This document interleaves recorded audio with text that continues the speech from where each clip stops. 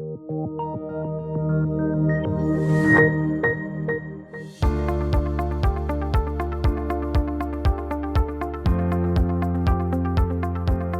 to the C-Suite of the Open Video Series with TMX Group. I'm Arnie Goldstein, and I'm the head of company services based out of Vancouver. Joining me today is Paul Gill, the CEO of Lomiko Metals Inc. Paul, thanks for joining me today. Good afternoon, Arnie.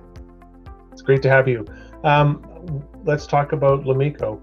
Can you tell me what are the three things you'd really like to highlight about Lomiko Metals and what's going on with your company right now? Yeah, the main thing going on with Lomiko right now is that we're earning into our Laloute property, which is situated in Quebec. It's got very nice high-grade material, and it's near a port. And also, as all the information has been done so far, like we've done all the drilling, and we're ready to go to a PEA.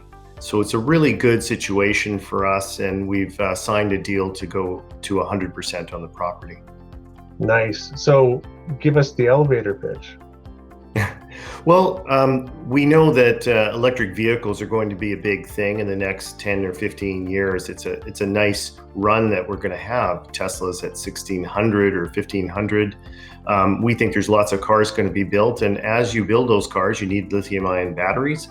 Lithium-ion batteries have 15 times more graphite than they do lithium, and you're going to consume a lot of that graphite in the process. And so we want to be able to set up in North America to be a North American supplier of that material to lithium-ion batteries that are going to be built here in North America. I mean, I think what we've seen with COVID is that supply chains can be a real problem if you depend on China for all the materials you need for those lithium-ion batteries. So I think we need to have some homegrown supply, and we definitely do have the opportunity to do that. Quebec has been really supportive. They call themselves the Green Battery of North America, and there's now an agreement in place between Canada and the US to buy and build critical metals mines. So we're in a good place. I think everything's coming together. Yeah, close to source is really important, especially from a logistical standpoint, and especially during these times. What are some near-term catalysts that our investors should be looking for Lomiko? Yeah, I think the main thing that we're going to start is we're going to start our preliminary economic assessment. That will be I think a very significant value add for our company. We'll have environmental studies, metallurgical studies, all the community consultation that's required, and really a good economic argument put together with that kind of document that the preliminary economic assessment allows. We've seen that other companies in our position have really added a lot of value with that preliminary economic assessment. They've gone from 5 or 6 million market cap up to 60 million. Our nearest competitor is Nouveau Monde, which is 75 million market cap, and we're at 3 million market cap. So if we can realize that value in the mine, we're going to do very well in the future and attract a lot of attention, and hopefully we'll be able to be a supplier of that battery material. Well, that'd be great news for you for sure. Anything you want to just kind of leave as a final thought for our viewers here today? Yeah, I think that what we have to look at is that there is a significant change happening in the way people consume automobiles.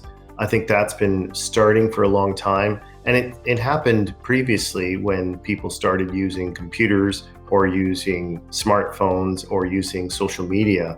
It's a massive change in the way people consume those type of technologies, and I think electric vehicles is the right time, right place, right now. And I think that getting in on the ground floor with some of these companies, everyone will do very well.